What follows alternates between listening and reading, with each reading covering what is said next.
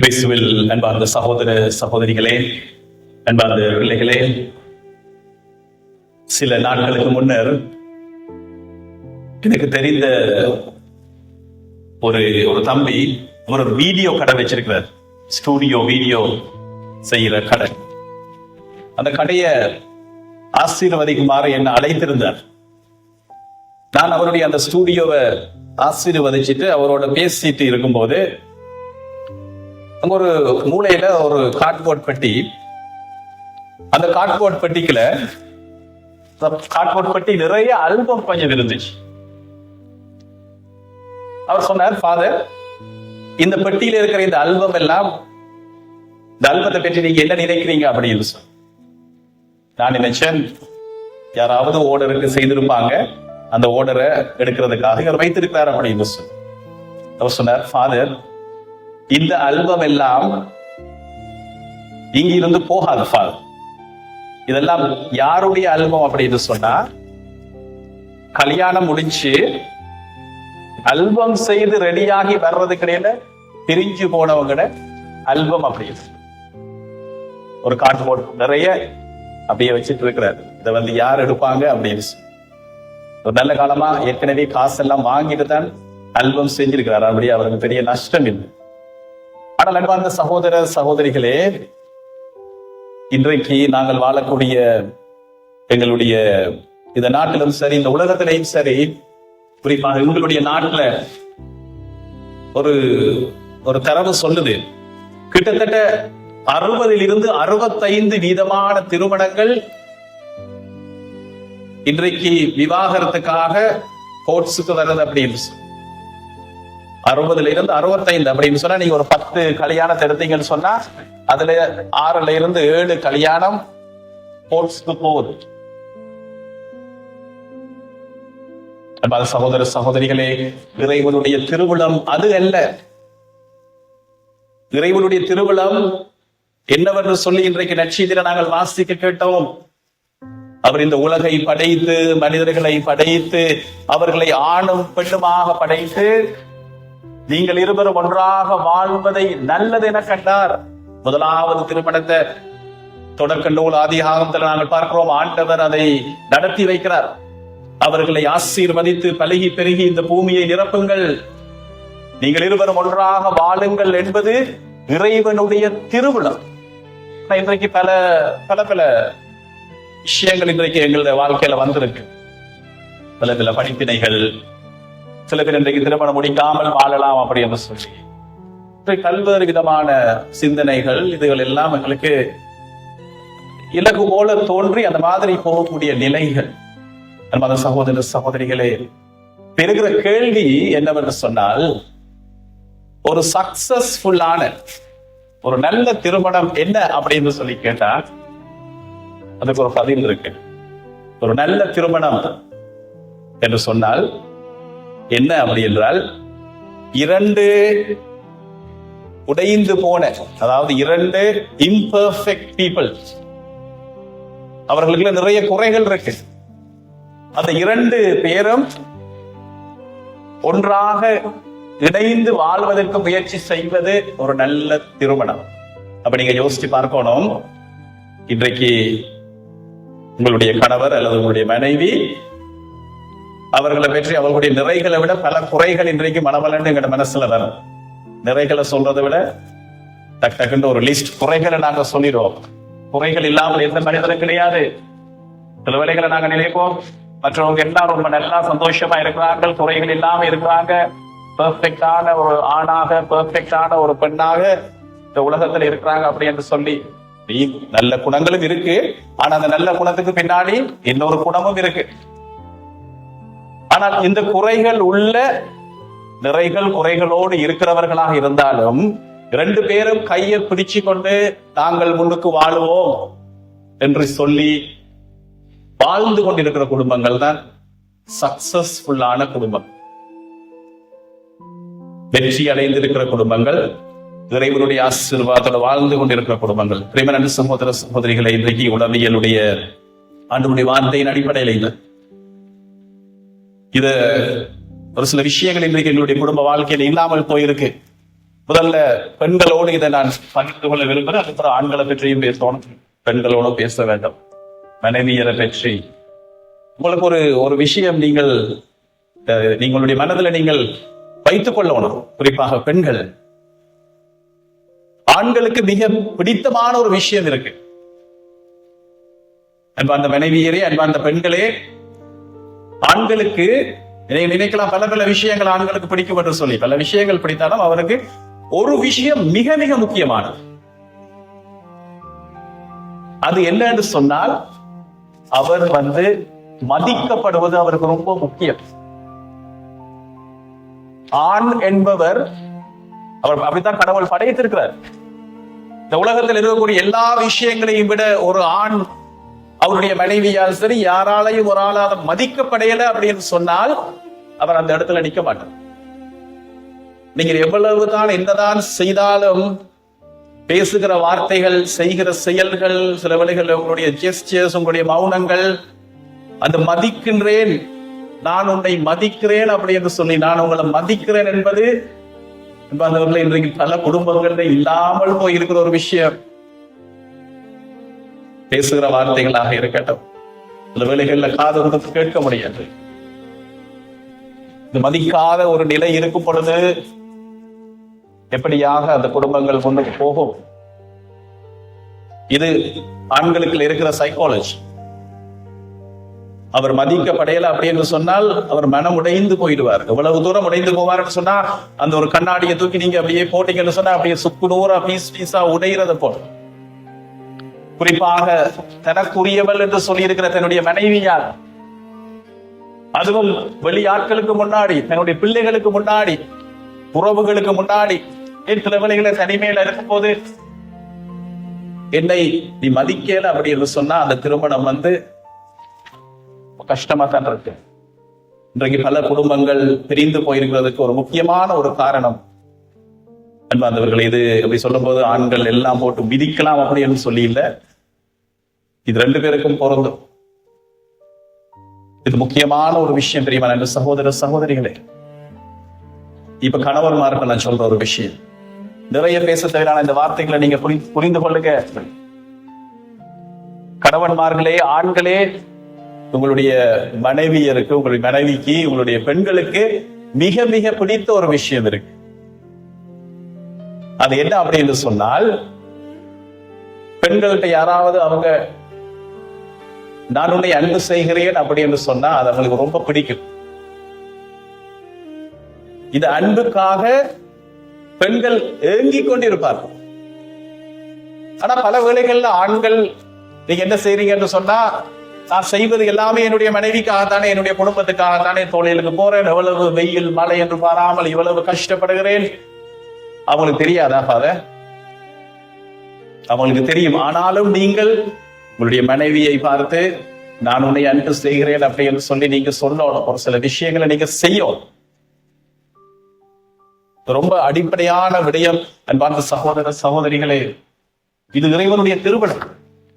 கணவன் மனைவியாக குடும்பத்தை அமைத்து அந்த குடும்பம் வாழ வேண்டும் என்று சொல்லி விரும்புகிற ஆண்டவர் இந்த பண்புகளையும் ஆண்டவர் கொடுத்திருக்கிறார். ஆகவே நாங்கள் பேசுகிற வார்த்தைகள் இனிமையான வார்த்தைகளாக, சில வேளைகள்ல நாங்க இன்றைக்கு ஒரு சில வேளைகள்ல உங்களுக்கு இடையில ஒரு சில சண்டைகள் வரலாம். ஆனால் பேசுகிற வார்த்தைகள் ரொம்ப கவனமாக இருக்கணும். ஒரு சில வேளைகள்ல தவறான ஒரு வார்த்தையை நாங்கள் பேசிக்கிட்டோம் அப்படின்னு சொன்னா அதை திரும்ப எடுக்க முடியாது. ஆண்கள் பெண்கள் குடும்பமாக வாழ விரும்புகின்ற அன்பார்ந்த சகோதர சகோதரிகளே, அன்பார்ந்த பிள்ளைகளே, திருமண வயதில் இருக்கிற பிள்ளைகளே, இதை கவனமாக கேட்டுக்கொள்ளுங்க. உங்களுடைய துணையை மதிப்பதும், உங்களுடைய துணையை அன்பு செய்வதும், நான் அன்பு செய்கிறேன் என்று சொல்லி நீங்கள் அதை காட்டவில்லை அப்படின்னு சொன்னால், யாராவது எங்கேயாவது இருந்து ஒரு சின்ன ஒரு ஹார்ட்டை போட்டு ஒரு அம்பை வாட்ஸ்அப்ல அனுப்பிவிட்டா அது ரொம்ப அவங்களுக்கு பிடிச்சிடும். என்னுடைய கணவர் எனக்கு ஒரு மெசேஜ் அனுப்புறது இல்லை, அன்பு செய்யறது இல்லை. ஆனா இவர் ஒருவர் எனக்கு ஒரு ஹார்ட் அனுப்பி இருக்கிறார். வாட்ஸ்அப்ல ஒரு ஹார்ட் வந்திருக்கு. அந்த ஹார்ட்டுக்கு பின்னாடி போனா, அந்த சகோதர சகோதரிகளே, உங்களுடைய திருமண வாழ்க்கைக்குள்ள மூன்றாவது நபர் எவராக இருந்தாலும், அந்த மூன்றாவது நபர் யாராக இருந்தாலும் அவருக்கு அங்கு இடமில்லை. அது உங்களுடைய உறவுகளாக இருக்கலாம், உங்களுடைய அம்மா அப்பாவாக இருக்கலாம், பக்கத்து வீட்டுக்காரராக இருக்கலாம், என் சில வேளையில பங்கு தந்தையாக கூட இருக்கலாம். உங்களுடைய திருமண வாழ்க்கைக்குள் மூன்றாவது நபருக்கு அங்கு இடம் இல்லை. மிக கவனமாக பாதுகாத்துக் கொள்ள வேண்டிய ஒரு கட்டமைப்பு எங்களுடைய குடும்பங்கள். இன்றைக்கு நான் சொன்னதை போல இன்றைக்கு தீயவனுடைய தாக்குதல்கள் எங்கள் குடும்பங்களை நோக்கி வந்து கொண்டிருக்கிற ஒரு காலத்துல நாங்கள் வாழ்ந்து கொண்டிருக்கிறோம். இந்த காலத்துல இருந்த வயதானவர்கள் நீங்கள் பாக்கியமான ஒரு காலத்துல வாழ்ந்திருக்கிறீங்க. இன்றைக்கு சில வேளைகள்ல வயதான பெற்றோர்கள் தங்களுடைய 50வது 60வது திருமண நினைவை 25வது வருட திருமண நினைவை கொண்டாட கூட அவ்வளவு ஒரு மகிழ்ச்சியாக இருக்கும். அவருடைய வாழ்க்கையில பிரச்சனைகள் இல்லாமல் அல்ல. நான் சொன்னதை போல பல பிரச்சனைகள் கஷ்டங்கள் இருந்தாலும் அவர்கள் எந்த வேளையிலும் தங்களோட கைகளை பிடித்துக் கொண்டு ஏதோ ஒரு வழியில பிடித்துக் கொண்டு முன்னோக்கி நடந்திருக்கிறாங்க. அன்பான சகோதர சகோதரிகளின் உங்களுடைய திருமண வாழ்க்கை ஆசீர்வாதமான மகிழ்ச்சியான திருமண வாழ்க்கையாக இருக்கணும் சொன்னால் நான் மானாவில் ஆரம்பிக்கிற 3 விஷயங்களை உங்களுக்கு நான் சொல்றேன். இதை உங்களுடைய வாழ்க்கையில நீங்கள் கடைபிடிக்க தொடங்குங்க. மனம்ன்றது மானால ஆரம்பிக்கும். இந்த மானால ஆரம்பிக்கிற 3 முக்கியமான பண்புகள். முதலாவது விஷயம், நான் ஏற்கனவே சொன்னதை போல ஒருவரை ஒருவர் மதியுங்கள். அதுக்காக போலீஸுக்கு முன்னாடி செலவு கடிக்கிற மாதிரி, கணவன் மனைவிக்கு முன்னாடி இந்த நேரம் அந்த மாதிரியான மதிப்பு அல்ல. மதிப்பு என்பது உங்களுக்கு தெரியும். ஒருவரை நாங்கள் மதிக்கிறோம் அப்படின்னு சொன்னா அவர்கள் மீது எங்களுக்கு அன்பு இருக்குன்னு சொன்னால் அவர் சார்பாக நீங்க இருக்கிறீங்க. ஒரு சில வேளைகள்ல நீங்க கடிந்து கொள்ளலாம், பேசலாம், ஒரு குறைகள் பிரச்சனைகள் குடும்பத்துல நிச்சயமாக வராது அப்படின்னு சொல்லியல்ல. ஆனால் நிச்சயமாக உங்களுக்கு தெரியும், நான் என்னுடைய கணவனை நான் மதிக்கிறேன், என்னுடைய மனைவியை நான் மதிக்கிறேன் அப்படி என்று சொன்னால் இதை வைத்துக் கொண்டு நான் வேற வேற உறவுகள் என்னுடைய மனைவிக்கு கொடுக்க வேண்டிய நேரங்களை கொடுக்காமல் எந்த வேலையிலையும் ஃப்ரெண்ட்ஸோடையும் யாழுவோட ஒரு விஷயங்கள் அங்க இங்க அப்படியே சுத்திக்கிட்டு இருந்தா நான் என்னுடைய மனைவியை நான் மதிக்கல. நான் வேலைக்கு போகிறேன், உழைக்கிறேன், சம்பாதிக்கிறேன், எதற்காக கொண்டு வருகிறேன் என்று சொன்னால் நான் மகிழ்ச்சியாக வாழ்வதை போல என்னுடைய குடும்பம், என்னை நம்பி இருக்கிற என்னுடைய மனைவி, என்னுடைய பிள்ளைகளுடைய நல்வாழ்வுக்காக நான் உழைத்துக் கொண்டிருக்கிறேன். சில வேளைகள்ல சில ஆண்களை நான் கண்டிருக்கிறேன், அவர்களுடைய சுதந்திரமான ஒரு வாழ்க்கையை வாழ்ந்து கொண்டிருப்பார்கள். ஆனால் அவங்க சொல்லுவாங்க, ஃபாதர் நான் என்னுடைய மனைவியை நான் மதிக்கிறேன். மோதிரத்தை காட்டி சில சொல்லியிருக்கிறாங்க, நான் எந்த தவறான விடயங்களுக்கும் போக மாட்டேன் ஃபாதர். ஏனென்று சொன்னால் அது என்னுடைய உள்ளத்துல இருக்கு. இன்னொரு பெண்ணை என்னால் தவறாக என்னால் பார்க்க முடியாது. ஏனென்று சொன்னால் என்னுடைய மனைவியை நான் மதிக்கிறேன். உங்களுடைய வாழ்க்கையில உங்களுடைய திருமண வாழ்க்கையை நீங்கள் பாதுகாக்க வேண்டும் என்று சொன்னால் என் சகோதர சகோதரிகளே, மதித்து நடவுங்க. இது முதலாவது விஷயம். இரண்டாவது விஷயம், மானாவில் ஆரம்பிக்கிற இரண்டாவது விஷயம், ஒருவர் மற்றவரை மன்னியுங்கள். சில வேளைகளில் நடக்கக்கூடிய சின்ன சின்ன தவறுகளாக இருக்கலாம். இந்த மன்னிப்பு என்பது ஒரு ஆன்மீகமாக மாறும். சில வேளைகளில் உண்மையாகவே நடந்த பிழைகள் நியாயமான பிழைகளாக இருக்கு. எதுவாக இருந்தாலும் நீங்கள் ஒரு குடும்பமாக முன்னோக்கி செல்ல வேண்டும் என்பது, இன்றைக்கு திருமணம் முடிந்திருக்கிறீங்க என்று சொன்னால் இது இறைவனுடைய திருவிழம். இது மனிதர்களுடைய ஏற்பாடு நடத்த விஷயம் அல்ல. இறைவனுடைய திருவிழம். நீங்கள் இருவரும் கணவன் மனைவியாக இறுதி வரை வாழ வேண்டும் என்பது, இன்பத்திலும் துன்பத்திலும். இன்பமான காலம் மட்டுமல்ல, இன்றைய கஷ்டமான காலங்கள்ல மனம் உடைந்து போயிருக்கக்கூடிய குடும்பங்களுக்கு நான் சொல்லுகிறேன், இன்பமான பணம் பொருளாதாரம் இருக்கிற காலம், உடல் ஆரோக்கியமான இருக்கிற காலத்துல ரொம்ப இலகு பாட்டு பாடி இந்த மாதிரி வாழலாம். ஆனால் அந்த காலம் மட்டுமல்ல, இன்பத்திலும் துன்பத்திலும் உடல் நலத்திலும் நோயிலும் நான் உனக்கு பிரமாணிக்கமாக இருப்பேன் என்று சொன்ன அந்த வார்த்தையை யோசிச்சு பாருங்க. உடைய கணவனை மனைவியுடைய கையை பிடித்து அன்றைக்கு ஆண்டவருடைய சன்னிதானத்துல நீங்கள் கொடுத்த அந்த வாக்குறுதி, அந்த கமிட்மெண்ட், அந்த அர்ப்பணிப்பு, அது இலகுவான ஒரு அர்ப்பணிப்பில். அந்த அர்ப்பணிப்பின் நிமித்தம் பிரியமான சகோதர சகோதரிகளை பல தடைகளை நிச்சயமாக நீங்கள் தாங்கிக் கொள்ளவும். ஒரு சில வேளைகள்ல பல வேளைகள்ல அந்த நாள் முடிவதற்குள்ள உங்களுடைய குடும்பத்தின் நிமித்தம் நீங்கள் மன்னிக்கவில்லை அப்படி என்று சொன்னால் அன்பான சகோதர சகோதரிகளுடைய குடும்ப வாழ்க்கையில மகிழ்ச்சி இருக்காது, நிறைவு இருக்காது, நிம்மதி இருக்காது. பிள்ளைகள் அங்கலாய்த்து பரிதவித்து போயிடுவாங்க. யோசிச்சு பாருங்க, குடும்பத்துல அம்மாவும் அப்பாவும் எப்பயுமே இந்த நேரமும் சண்டை பிடிச்சுக்கிட்டே அப்படி இருந்த அந்த பிள்ளைகள் எப்படி வளர்வார்கள்? அவர்கள் யாரிடம் போவார்கள்?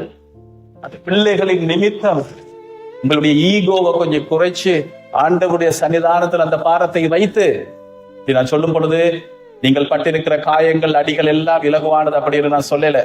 சில வேதனைகள், சில காயங்கள், நீங்கள் புறக்கணிக்கப்பட்ட தருணங்கள், நீங்கள் சில வேளைகளில் ஏமாற்றப்பட்டிருக்கலாம். சில காயங்கள் நியாயமானவை. ஆனால் அந்த காயங்களோடு அப்படியே விட வாழ்நாள வாழ்ந்து முடிந்து மகிழ்ச்சி இல்லாத, நிறைவில்லாத, நிம்மதி இல்லாத ஒரு வாழ்க்கை அல்ல இறைவன் உங்களுக்கு கொடுத்திருக்கிற வாழ்க்கை. அவர் நிறைவோடும் நிம்மதியோடும் வாழ வேண்டும் என்று சொல்லி அவர் ஆசிக்கிறார். அதுக்காக நாங்கள் செய்ய வேண்டியது, அன்பார்ந்தவர்களே, அடிக்கடி ஆண்டவரிடம் வந்து அந்த காயங்களை ஒப்புக் கொடுப்பது. என்னுடைய கணவர், என்னுடைய மனைவி இந்த என்னை காயப்படுத்தி இந்த தருணங்களை, ஆண்டவரே நான் அவரை மன்னிப்பதற்கு அந்த அருளை தாரும். சிலுவையிலே தொங்கிய ஆண்டவர், தந்தை இவர்கள் அறியாமல் செய்கிறார்கள், இவர்களை மன்னியும் என்று சொன்ன அந்த வார்த்தை அவரை குணமாக்கும் ஆண்டவராக உயர்த்தி இருக்கு. மீட்பராக மட்டும் இருந்தவர் குணமாக்குகின்ற ஆண்டவராக மாற்றியது என்று சொன்னால், என் அன்பான சகோதர சகோதரிகளே, அந்த காயங்களை ஒப்பு கொடுத்து ஆண்டவரே நீர் என்னை குணமாக்கும் என்று சொல்லுகின்ற அந்த வார்த்தையில் இருக்கிற அந்த வல்லமை. மூன்றாவது மாநாள் ஆரம்பிக்கிற விஷயம் தெரியுமா சகோதர சகோதரிகளே? மறவாமல், அதுவும் ஆனதான், மறவாமல் மன்றாடுங்கள். குடும்பமாக இணைந்து ஆலயத்துக்கு வாங்க. ஒரு நாள்ல ஒரு தடவையாவது குடும்பமாக இருந்து, அம்மாமார் அப்பாமார், சில குடும்பங்கள் இன்றைக்கு அப்பாமார் ஒன்றாக கூடி வந்து மன்றாடுவதை பார்த்திருக்கிறோம். நாங்க ரொம்ப அழகா இருக்கு. இன்றைக்கு காலையில் ஒரு குடும்பம் என்ன தெரிய வந்தாங்க செமினரி. அப்பா கூட்டிட்டு வந்திருக்கிறார் மனைவி 3 பிள்ளைகளோடு. பாவ சங்கீதம் செய்யணும் ஃபாதர் என்று சொல்லி பெரிய ஒரு பிரச்சனைகளால் அவங்க போய்கொண்டிருக்கிறாங்க. ஆனா அப்பா கடல் தொழில் செய்கிற ஒரு சாதாரண ஒரு குடும்பம், அவ்வளவு பொருளாதார பிரச்சனைகள், அவ்வளவு குழப்பங்களோடு அவங்களோட குடும்பம் போயிட்டு இருக்கு. ஆனா அப்பா முன்னுக்கு வந்து, ஃபாதர் நாங்க எல்லோரும் வந்திருக்கிறோம் ஃபாதர், சின்னவர் இல்ல, 2 பிள்ளைகள், மனைவி, அம்மா, அப்பா, ஃபாதர் நாங்க ஒரு பாவ சங்கீதம் செய்யணும் ஃபாதர். எங்களோட குடும்பத்தை ஆண்டவரிடம் கொடுத்து ஒப்பு கொடுத்து பாதுகாத்து இந்த குடும்பத்தை ஆண்டவர் சிதைந்து போகாமல் சொன்ன விஷயம் இதுதான். அவருடைய வார்த்தை, உடைந்து போகாமல். என்னுடைய குடும்பத்தை உடைக்கிறதுக்கு பல சக்திகள் இன்றைய காத்துட்டு இருக்கு. எனக்கு எங்க போறேன்னு தெரியல. ஆண்டவரை பார்த்து மன்றாடுங்கள் என்று சொல்லி அப்பாமார் சொல்லும் பொழுது, என் அன்பார்ந்த சகோதர சகோதரிகளே, அந்த ஜெபங்களை ஆண்டவர் விசேஷமாக கேட்பார். இன்றைக்கு தந்தையர் எவ்வளவு பெரிய வந்திருக்கிறீங்க என்று சொன்னால் அதற்கு அது ஒரு பெரிய ஒரு வல்லமையான ஒரு விஷயம். உங்களுடைய குடும்பங்களை ஆண்டவர் பாதுகாத்துக் கொள்ளணும் சொல்லி, உடைந்து போகாமல் ஆண்டவரை இந்த குடும்பத்தை நீர் காத்தருளும். நோய்களாக இருக்கலாம், பொருளாதார சுமைகளாக இருக்கலாம், எடுக்கிற முயற்சிகள் தோல்விக்கு மேல தோல்வி வந்து கொண்டிருக்கலாம். ஆண்டவரே என்னுடைய குடும்பம் உடைந்து போகாமல் ஆண்டவரை நீர் பாதுகாத்தருளும் சொல்லி, தந்தைமார் தாய்மார் உழந்தால் படியிட்டு பிள்ளைகளை இருத்தி வைத்து ஒரு 5-10 நிமிடம் ஆண்டவரை பார்த்து மன்றாடுங்கள். ஏனென்று சொன்னால், பிரியமான சகோதர சகோதரிகளே, நீங்கள் முகம் கொடுக்கிற பிரச்சனைகள் அவ்வளவு பெரியது. அந்த காலம் போல அல்ல. இப்ப பல்வேறு விதமான அழுத்தங்கள், பொருளாதார சுமைகள், பிள்ளைகளை எப்படி வளர்க்கிறேன்னு சொல்லி தெரியாமல் தடுமாறுகிற நிலைகள், இறைவனுடைய ஆசீர்வாதமும் பாதுகாக்கின்ற கரமும் அவருடைய வெளிச்சமும் அவருடைய திருக்கண் பார்வை உங்கள் மீது எந்த நாளும் படோடும் என்று சொல்லி அந்த ஏக்கத்தோடும் அந்த வாஞ்சியோடும் இறைவனை பார்த்து மன்றாடுவது மிக மிக முக்கியமானது. எப்பயாவது ஒரு நாள் அம்மா மட்டும் அல்லது சில வேளைகள்ல வீட்டில் இருக்கிற ஒரு பிள்ளை மட்டும் மன்றாடி கொண்டு குடும்ப வாழ்க்கையை வாழ்ந்தா, நான் சொல்ல அந்த 60-65% அந்த குடும்பம் இலகுவாக போய். அன்பான சகோதர சகோதரிகளே, மன்னிப்பது, மதித்து நடப்பது, மறவாமல் மன்றாடுகின்ற இந்த 3 பண்புகளையும் கூட வாழ்க்கையில வாழ தொடங்குங்கள். அந்த பிள்ளைகளே, அம்மா அப்பாவை பற்றி மட்டும் ஃபாதர் பேசுறாரு. பிள்ளைகளுக்கு தமிழ் விளங்குதோ தெரியல, ஆனா விளங்குற மாதிரி இருக்கக்கூடியவங்க விளங்கி கொள்ளுங்க. அந்த பிள்ளைகளே, இந்த உலகத்துல உங்கள் மீது அக்கறையோடு இருக்கிறவர்கள் என்று சொல்லி நீங்க யோசிச்சு பார்த்தீங்கன்னு சொன்னா, உங்கள் மீது அன்பாக இருக்கிறவர்கள் யார் என்று சொல்லி தேடி பார்த்தீங்கன்னு சொன்னால், அது உங்களோட அம்மா அப்பாவை விட வேறு யாரும் இருக்க முடியாது.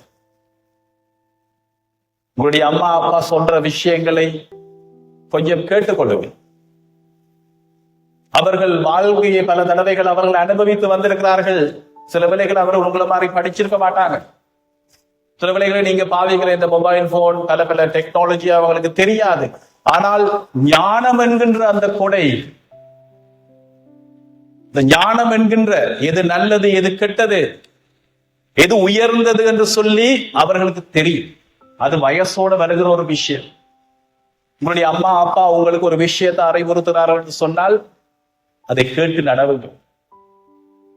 அன்பார்ந்த பெற்றோரே, உங்கள் பிள்ளைகள் மீது அக்கறையாக இருங்கள். இந்த நேரமும் எரிந்து விழுவது பிள்ளைகளை வளர்க்கிற முறை அல்ல. இந்த நேரமும் வயசுவதும், இந்த நேரம் அடிப்பதும், இந்த நேரம் அவங்களை விரட்டிக்கிட்டு படி படி என்று சொல்றதல்ல பிள்ளைகள் வளர்ப்பது. அவர்களை அன்போடு அவர்கள் முழுமையாக வளர்கிறார்களான்னு சொல்லி பார்ப்பது, அவர்கள் சரியாக வளர்கின்ற சரியான விஷயங்கள் அவர்கள் பார்க்கிறார்களா, சரியான விஷயங்கள் அவர்கள் கேட்கிறார்களா என்று சொல்லிக் கொடுப்பது. பிரியமான சகோதர சகோதரிகளே, இந்த நாள்ல இறுதியாக ஒரு வார்த்தை, இந்த வார்த்தை நான் நினைக்கிறேன் ரொம்ப முக்கியமானது. ஆண்டவர் இயேசு இந்த பகுதியில சொல்லக்கூடிய இந்த வார்த்தை நான் திருமணங்கள்ல பூசைகள்ல நான் சொல்வது, அதாவது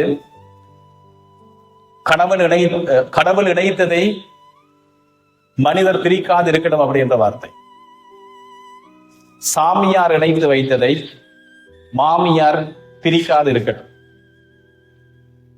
மாமியாருக்கு மட்டுமல்ல, கூட இருக்கிற உறவுகள், புதுசா இன்றைய கல்யாணம் முடிஞ்ச சிலவர்கள் 5-10 வருடங்களுக்குள்ள இருக்கிற குடும்பங்களுக்குள்ள தேடி பார்த்தா அங்கு ஒரு மூன்றாவது நபர், அங்கு ஒரு மாமியார் அல்லது ஒரு மாமனார் அங்க இருப்பாங்க.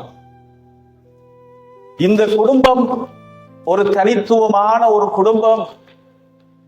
தங்களுடைய முடிவுகளை எடுத்து தங்களுடைய குடும்ப மகிழ்ச்சியோடும் நிறைவோடும் நிம்மதியோடும் பொருளாதார ஆசீர்வாதத்தோடும் வாழ்வதற்கான அந்த சுதந்திரத்தை அன்பார்ந்த பெற்றோரே, அதற்கான இடத்தை நீங்க நிச்சயமாக கொடுக்கணும். என்னுடைய மகள் என்று சொல்லி இந்த நேரமும் என்னுடைய மகள் அப்படியே இருக்கணும், அல்லது போனா ஏதோ போயிடுவாங்கன்னு சொல்லி இந்த நேரம் விலக்கி பிடிச்சு வச்சுக்கொள்றது, அல்லது என்னுடைய மகன் என்று சொல்லி இந்த நேரம் நாம எல்லாத்துக்கும் அதில் போய் நின்றுக்கிட்டு அங்க வந்திருக்கிற அந்த மனைவிக்கு எந்த விதமான இடமும் இல்லாமல் அம்மா சொல்றபடிதான் செய்யணும் அப்படி என்று சொன்னால் இன்றைக்கு அந்த குடும்பம் ஒண்ணுக்கு போக முடியாது. பல குடும்பங்கள் பிரியமான சகோதர சகோதரிகளே, இன்றைக்கு குழம்பி போயிருப்பதற்கு முக்கியமான காரணம் நீங்களே கேட்டு பார்க்கலாம். நான் ஒரு மாமியாரா மாமனாரா இருக்கிறேன் என்று சொன்னால் நான் எவ்வளவு தூரத்துல நான் இருக்கிறேன், ஏதாவது என்னால செய்ய முடியும் என்று சொன்னால் மனதார செய்யுங்கள். உங்களால் எதுவும் செய்ய முடியவில்லை என்று சொன்னால் கொஞ்சம் விலகி இருந்து அந்த குடும்பம் தானாக வேரூன்றி வளர்ந்து முன்னோக்கி செல்வதற்கான அந்த இடத்தை கொடுங்க. இறைவன் பார்த்துக் கொள்வார்.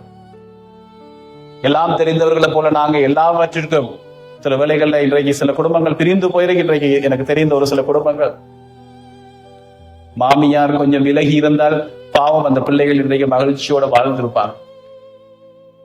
இலகுவாக நீ விட்டுட்டு வா, இந்த நேரம் சண்டையா விட்டுட்டு வா என்று சொல்வதை அல்ல. கணவன் சரியானவராக இருக்கிறாரா, அவருக்கு வேற தொடர்பு இருக்கா, இல்ல அவர் உழைக்கிறாரா, உழைக்கிறார். சில நேரங்களில் கோவப்படுகிறார். கோவப்படாத ஒரு குடும்பம் இருக்குமா? மனைவி கோவப்படுகிறார், ஓகே கோவப்படுகிறார், ஆனால் அவங்கள நல்ல பண்புகள் இருக்கு. ஏதாவது பிரச்சனைகளை பற்றி மட்டும் சொல்லும் பொழுது நீங்க காது கொடுத்து கேளுங்கள். உங்களுடைய பிள்ளைகள், அன்பார்ந்த அம்மாமாரே மாமியாரா இருக்கிறவங்க, உங்களுடைய பிள்ளைகள், உங்களுடைய திருமணமான பிள்ளைகள், இளம் பிள்ளைகள் உங்களுக்கு கால் பண்ணி பேசும்போது கேளுங்கள். ஒண்ணுமே சொல்லாதேன்னு அந்த பிள்ளை செலவில் எங்க போய் சொல்றது, யார்கிட்ட சொல்லுவது? அவங்களுடைய உல குமுறலை உங்களோடு கதைக்கிறாங்கன்னு சொன்னா, உங்களோட மகள்மார் திருமணமானவங்க பேசுறாங்கன்னு சொன்னா காது கொடுத்து கேளுங்க. நீங்கள் கேட்பது அவங்களை வீட்டில இருந்து பிரிச்சு எடுத்து வருவதற்கு அல்ல. நீங்க என்ன செய்தாலும் மறுபடியும் அவர்களோடு சேர்ந்து வாழுவதற்கு நீங்க முயற்சி பண்ணுங்க. அன்பான சகோதர சகோதரிகளே, இந்த வேளையில உங்களுடைய குடும்பங்களை மறுபடியும் நாங்கள் ஆண்டவருக்கு ஒப்புக் கொடுப்போம். இறைவனுடைய திருவிழம் அவர் இணைத்ததை மனிதர் பிரிக்காதிருக்கட்டும் என்பது அவருடைய திருவிழம். நீங்கள் ஒவ்வொருவரும் மகிழ்ச்சியோடும் நிறைவோடும் நிம்மதியோடும் பொருளாதார ஆசீர்வாதத்தோடும் குடும்பங்களாக வாழ வேண்டும் என்பது. இந்த வேளையில உடைகிற தருவாயில் இருக்கிற குடும்பங்கள், பிரிந்து போயிருக்கிற குடும்பங்கள், திருமண வாழ்க்கைக்குள் நுழைய இருக்கிற அன்பு உள்ளங்கள், திருமண வாழ்க்கையை வாழ்ந்து கொண்டு என்னதான் பிரச்சனைகள் வந்தாலும் இறுக்கமாக கைகளை பிடித்துக் கொண்டு அந்த மாதிரி வாழுகிற குடும்பங்கள், அப்படி இருக்கிறவங்க இன்றைக்கு நீங்கள் மகிழ்ச்சி அடைந்து கொள்ளுங்கள்.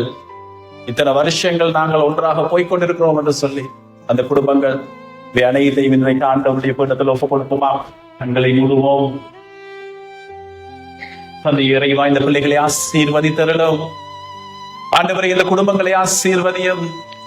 எப்படியாக வாழ்வது என்று சொல்லி தெரியாமல் பரிதவித்து போயிருக்கிற குடும்பங்கள் இன்றைக்கு பல ஆண்டவரே, எங்களுடைய மன்றாட்டுக்கள் இப்பொழுது கேட்கப்படும் என்று சொல்லி ஏக்கத்தோடும் எதிர்பார்ப்போடும் வாழுகின்ற உள்ளங்கள் பல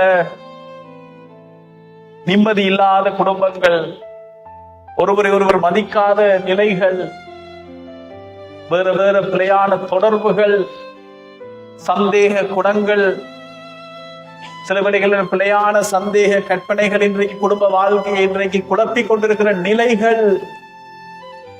ஆண்டவரே, இந்த உடைந்து போன ஒவ்வொரு தருணங்களையும் உம்முடைய பாதத்திலே வைக்கின்றோம். அது இறைவா, இந்த குடும்பங்களை ஆசீர்வதியும். உம்முடைய அபிஷேக பிரசன்னம் இந்த பிள்ளைகள் ஒவ்வொருவர் மீதும் வந்து தங்குவதாக. ஆண்டவரை விசேட விதமாக எங்களுடைய பெரிய பொக்கிஷங்களாக இருக்கிற எங்களுடைய பிள்ளைகளை இந்த வேளையிலே உம்முடைய பாதத்திலே வைத்து மன்றாடுகின்றோம். ஆண்டவரை, இந்த பிள்ளைகளை ஆசீர்வதித்தருளும். அவர்களுடைய எதிர்காலங்கள் நீர் வைத்திருக்கிற திட்டங்கள் மிக பெரியது என்று சொன்னீரே. உங்களுக்காக நான் வைத்திருக்கிற திட்டங்கள் மிக பெரியது என்று சொன்னீரே. ஆண்டவரே, எங்களுடைய பிள்ளைகளுக்கான அந்த திட்டங்களை நீர் காட்டியருளும். அந்த திட்டங்கள் தொடர்ந்து முன்னோறி செல்வதற்கான வழிகளை எங்களுக்கு அமைத்து தந்தருளும். தந்தை இறைவா, அவருடைய வயதான பெற்றோருக்காக மன்றாடுகின்றோம். எங்களுடைய பெரிய பொக்கிஷங்களாக இருக்கிற வயதான பெற்றோர் ஒவ்வொருவரையும் ஆண்டவரை ஆசீர்வதித்தருளும். அவர்களுடைய தனிமையை போக்கியருளும். நிறைவோடும் நிம்மதியோடும் ஆரோக்கியத்தோடும் பொருளாதார ஆசீர்வாதத்தோடும் எங்கள் ஒவ்வொருவருடைய குடும்பங்களும் வாழ்க்கையும் ஆண்டவரை உயர்ந்து செல்வதாக. ஆண்டவரை, உம்முடைய திருக்கண் பார்வையில் எந்நாளும் எங்களை வைத்துக் கொள்ளும். பிரியமான சகோதர சகோதரிகளே, நாங்கள் எல்லோரும் இந்த வேளையில கண்களை மூடுவோமா? கண்களை மூடுவோம். உங்களுடைய கைகளை நீங்கள் உங்களுடைய இதயத்தின் மீது வைத்துக் கொள்ளுங்கள். உங்கள் நெஞ்சின் மீது உங்களுடைய கைகளை வைத்துக் கொள்ளுங்கள். இந்த வேளையில நான் சொல்லுகிற இந்த சத்தத்தை சொல்லுவோம். தந்தையே, ஆண்டவரே, உம்முடைய திருக்கண் பார்வையில் என் குடும்பத்தை வைத்துக் கொள்ளும். மறுபடியும் சொல்லுவோம். தந்தையே, ஆண்டவரே, உம் திருக்கண் பார்வையில் என் குடும்பத்தை வைத்துக் கொள்ளும். மறுபடியும் சொல்லுவோம். தந்தையே, ஆண்டவரே, உம் திருக்கண் பார்வையில் என் குடும்பத்தை வைத்துக் கொள்ளும். அந்த இறைவா, இந்த வேளையிலே தங்கள் குடும்பங்களை ஒப்புக் கொடுக்கின்ற ஒவ்வொரு மகனையும் ஏற்பட்டு ஆசீர்வதியும். இவர்கள் குடும்பங்களை ஆசீர்வதியும். வல்லமை உள்ள ஆண்டவரே, உம்மை நாங்கள் போற்றுகின்றோம், உம்மை ஆராதிக்கின்றோம். உமக்கு நாங்கள் நன்றி கூறுகிறோம். நல்ல பிதாவே, ஆமென், ஆமென்.